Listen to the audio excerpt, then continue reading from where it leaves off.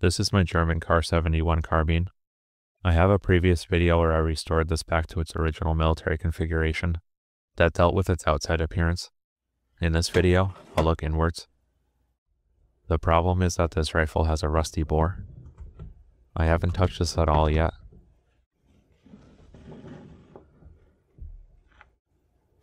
It's very dark and hard to make out, but there is some rifling in here. Just how much of this is fouling versus corrosion, I'm not sure. Hopefully this will clean up though. A larger concern of mine is the chamber.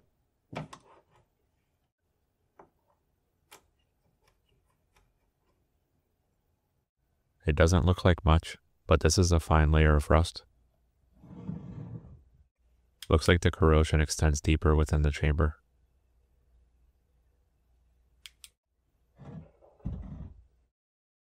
This is an unmarked 4570 casing that's been run in an 11mm Mauser sizing die. The body of the casing is undersized compared to an actual 11mm Mauser. I'll see if this will chamber.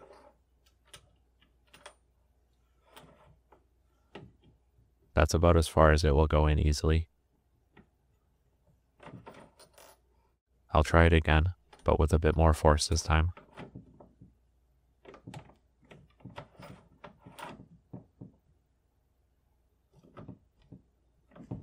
And that's stuck.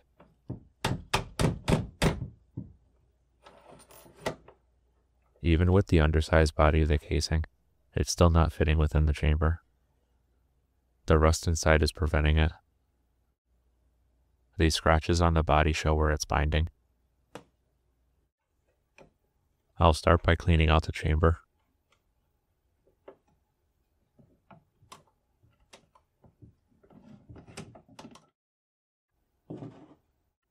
I have an old brush that's oversized. I think it may have been a 20 gauge.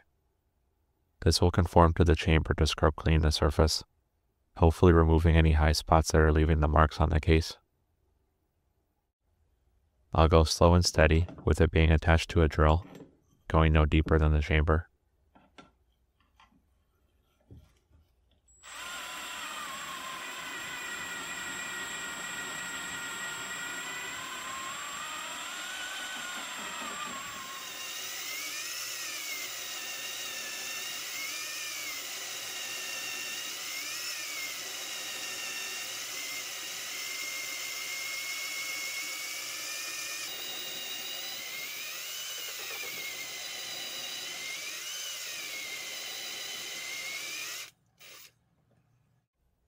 I'll clean it up a bit before taking a look to see if that did anything.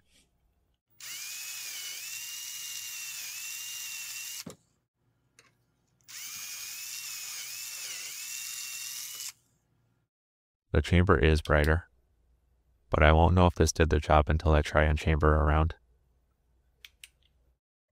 I'll next clean the bore. I'll use the same brush, which will further conform down to the bore size.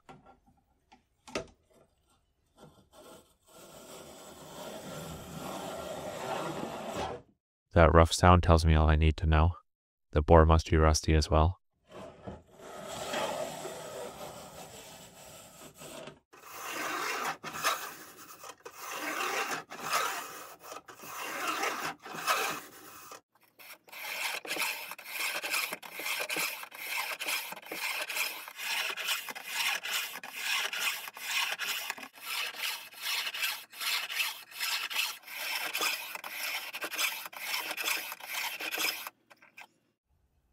Next, to clean up all the leftover oil, I'll run a patch through the bore.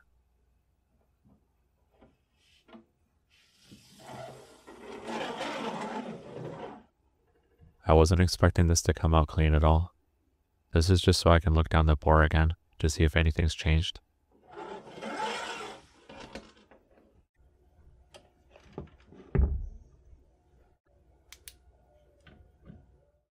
Just as I thought, there's a very minor improvement, but it's still very dark and rusty. I also took it outside for better lighting. Its condition is more apparent here.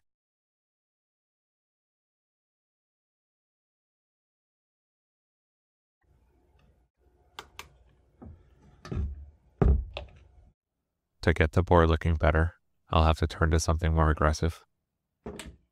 I'll need to hold the barrel more securely. I'll separate it from the stock and get it in the vise.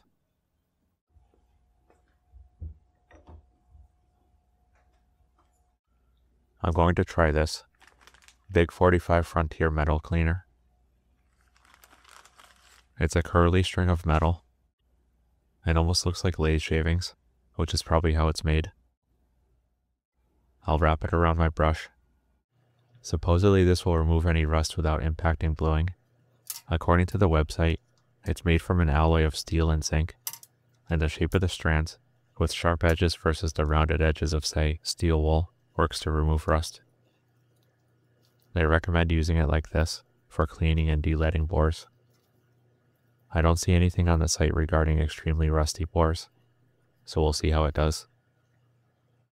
For an oil, I'll use Croyle penetrant oil, applied directly on the brush.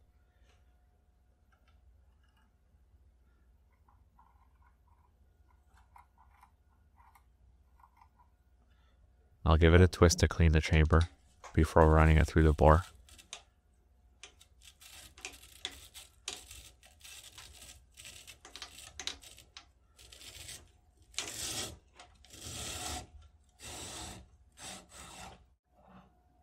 I'll add some more oil before repeating the process a few dozen more times.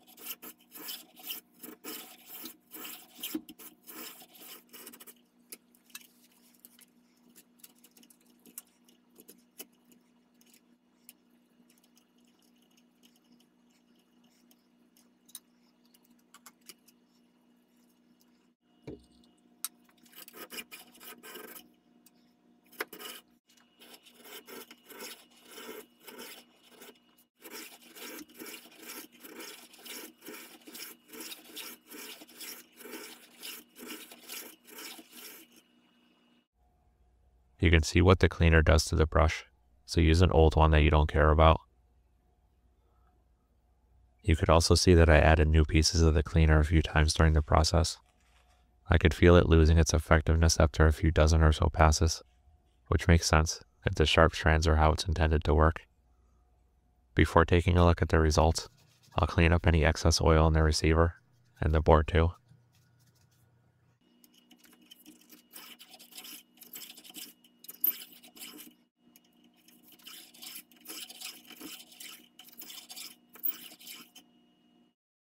Now that it's all cleaned up, we'll see if it made any improvement. That looks better. Let's take a closer look. And yes, that's a lot better than before. I can see the rifling down the length of the bore, though pitting is present throughout. This may be the best I can get it to look. What's more important though, is how well it functions. To test that, I'll reinstall the bolt.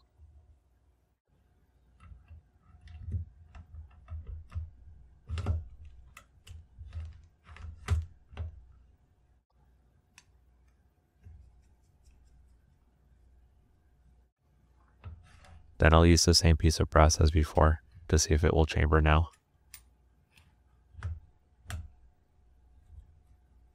Closing it felt normal, no extra resistance. I'll test it one more time.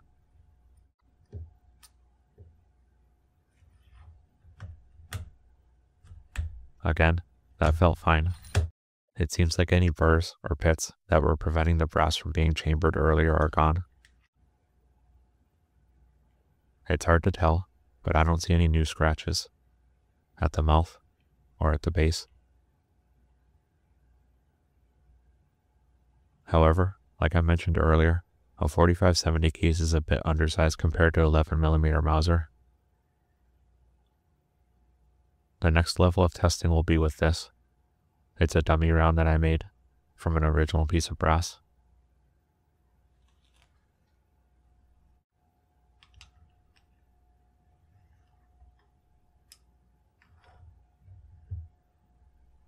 That's about as far as it will go.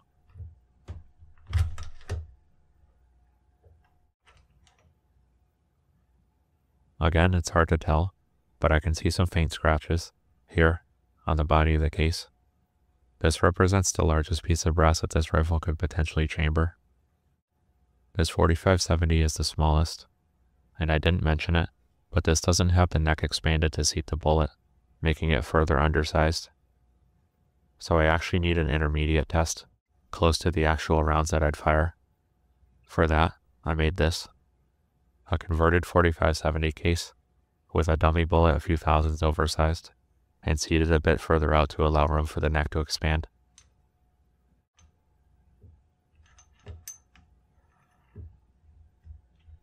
That's about as far as it will go.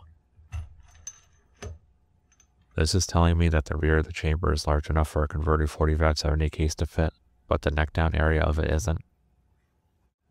It's very important that it fit, because the case needs to be this size to fire the proper bullet.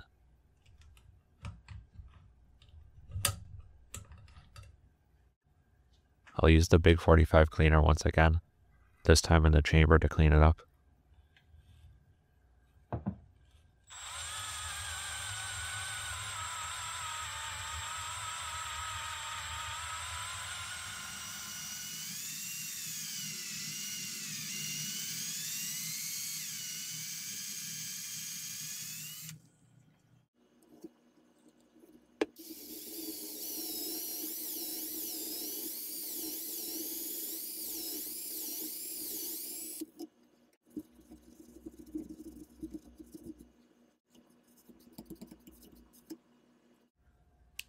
There's no question, there is still rust on the inside of the chamber.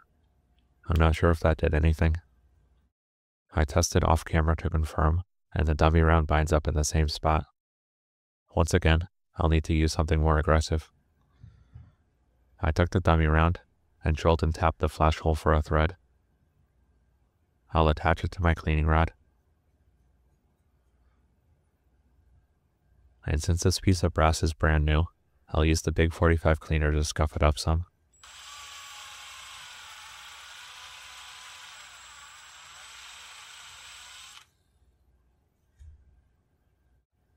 I'm going to use this in the chamber, valve grinding compound.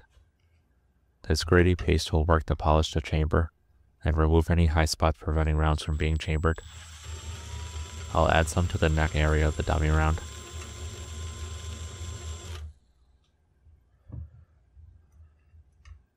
Then I'll insert it into the chamber before spinning it with the drill.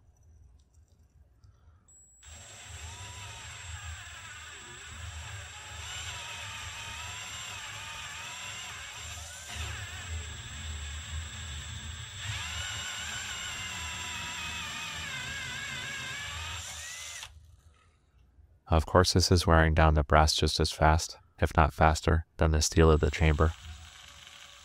I'll add some more, repeating the process a few times, until the rim of the case bottoms out against the rear of the barrel.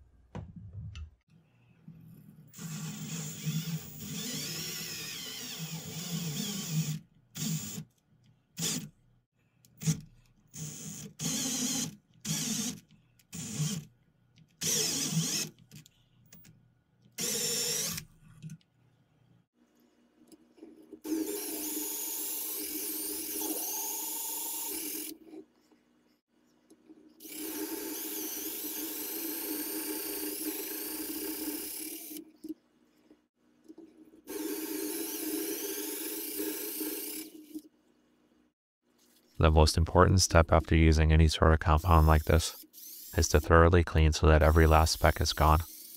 The last thing I want is for some to remain, causing more wear where I don't want it.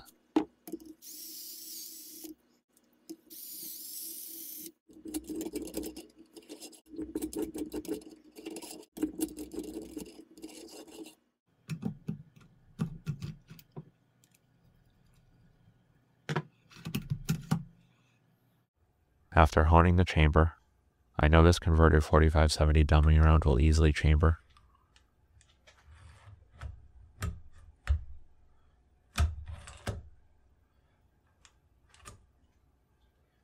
But what about this dummy made from an original case? It starts to get real tight. Maybe I could force it closed, but that's not ideal.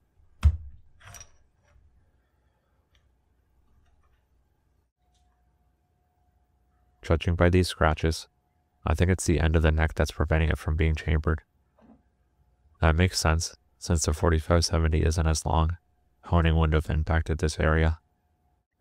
However, with the converted 4570 brass fitting in with no issues, these are what I'll use to make the cases. My only worry is that upon firing the brass will expand, potentially getting stuck in the rough chamber. Though after honing, it's a bit less of a concern. There's only one way to find out though, and that's with getting this reassembled.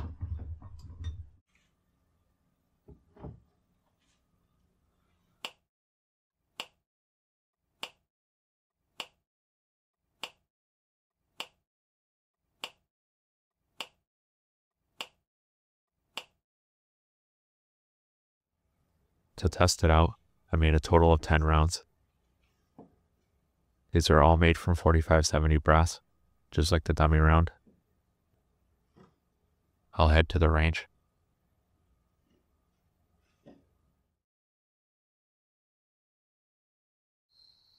I'm adding an O-ring to the body of the case to account for the 11mm Mauser sticker rim. This will take up the excess headspace. Let's see how it shoots.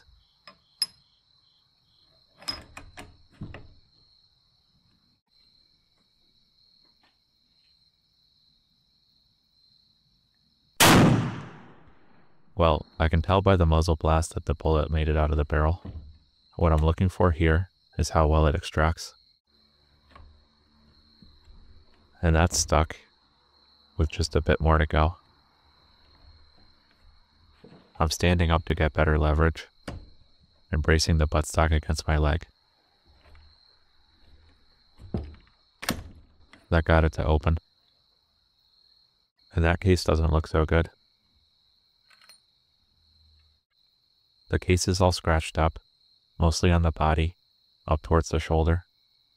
Compare that to an unfired round, and you can see that the shoulder is much more pronounced on the fired case.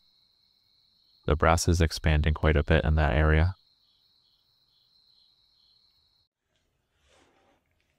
Also, it's hard to tell, but the case isn't uniformly round either. The 4570 brass is very undersized at the shoulder. It measures .480 compared to .508 on the fired brass. That's nearly a 30 thousandths difference. Looking back, the chamber still being rough in that area makes sense. The dummy round used to hone the chamber had a distinct surface finish from where it was in contact with the chamber walls, mostly at the neck and a bit at the base. At the shoulder, it remained shiny. That's because it wasn't contacting the chamber in this area.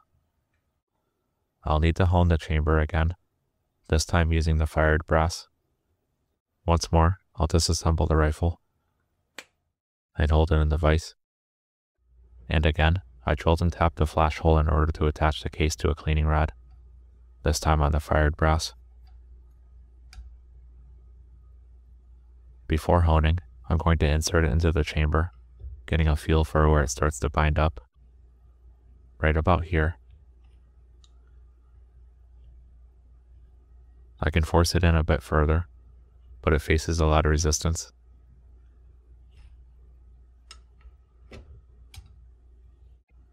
Note that I still have the O-ring on the base.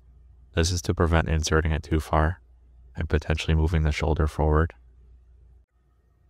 Taking a look inside the chamber, I want the case to hone only in this area where I suspect rust and pitting are still present, and clean it up so that the chamber is uniform. I'm going to apply the valve grinding compound only on the shoulder, and down the body about a third of its length.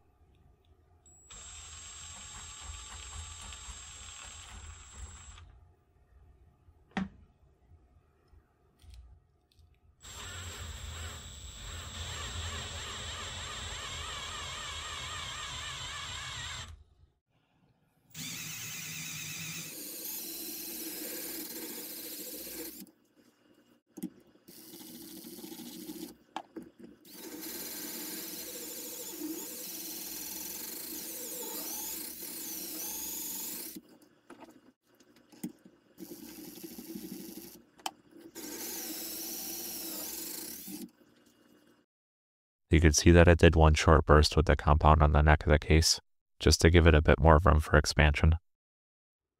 Once again, I'll thoroughly clean out any remaining compound.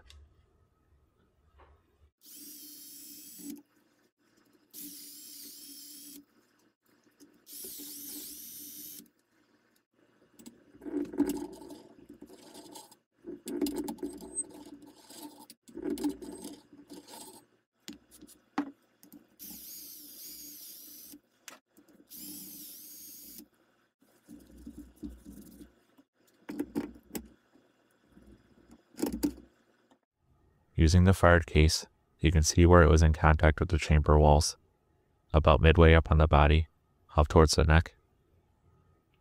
That's exactly the area where the previous dummy round used as a hone wasn't in contact. This time though, I don't have an example of a piece of brass that I can test chambering with. The largest I have is the fired brass, which is inevitably a bit smaller than it was before it was used as a hone. As expected, this does chamber without issue. The real test will be how the next fired case extracts. I'll get this reassembled. For that, I'll have to head back to the range. To test, I have the remaining 9 rounds converted from 4570 brass. These will expand quite a bit upon firing, but we'll see if the chamber is now smooth enough for them to extract easily.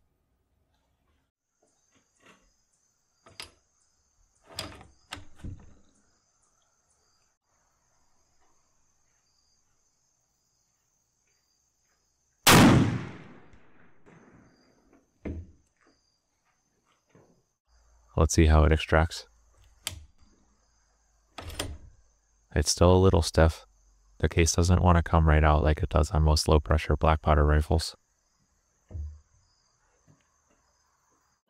But it looks a lot better than the previous test.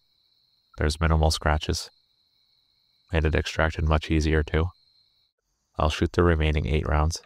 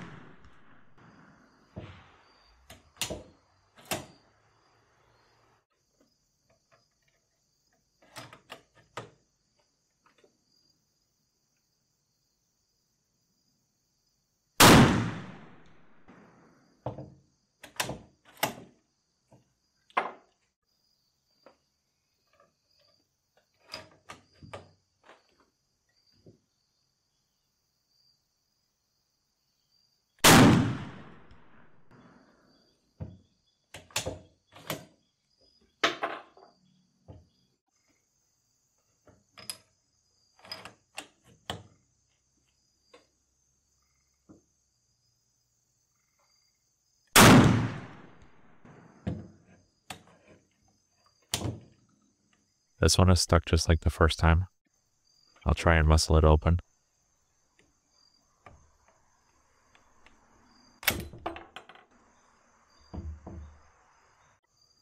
And that's why the case ruptured, splitting down the body. This is somewhat expected. Like I showed earlier, the case needs to expand nearly 30 thousandths at the shoulder to fill the chamber. It's probably a better idea to shoot a fire-forming load first, before jumping directly to a full power load. but 4570 brass itself isn't the best choice for 11mm Mauser. I have previous videos on the subject, but I thought it would work for this if the chamber were tighter than that on my Mauser 71 long rifle. It seemed as if it were in the beginning, but apparently it isn't. Regardless, the rifle is shooting. The chamber could probably use one final honing pass to alleviate any remaining stickiness. But circling back to the bore, while the grouping on the target was not great, all of the holes are round. Even with the still rough bore condition, it's enough to stabilize a bullet. When I first looked down the bore of this rifle, I wasn't sure if it could be saved. Doubly so when I learned the condition of the chamber. But here it is, shooting. Thanks for watching.